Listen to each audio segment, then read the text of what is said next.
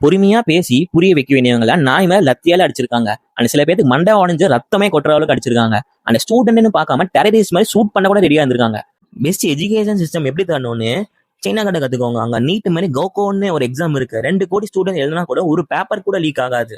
And அதனாலதான் world 100 best யூனிவர்சிட்டிஸ்ல சைனால 11 universities இருக்கு. அண்ட் நம்ம இந்தியால 0 தான் இருக்கு. அண்ட் இந்தியால இந்த 10 வருஷத்துல 90,000க்கு மேல கவர்மெண்ட் ஸ்கூல் பர்மனண்டாவே க்ளோஸ் பண்ணிட்டாங்க. அண்ட் இந்தியாவோட பெரிய பெரிய பொலிட்டீஷியனோட பசங்கள்லாம் Oxford, Harvard, London school of economy top யூனிவர்சிட்டியில் படிக்க வைக்கிறாங்க. இத்தனையோ பார்த்து முடிச்சிங்கன்னா இதையும் பார்த்துட்டு போங்க. இது என்ன தெரியுமா? சைனாவோட கவர்மெண்ட் ஸ்கூல்.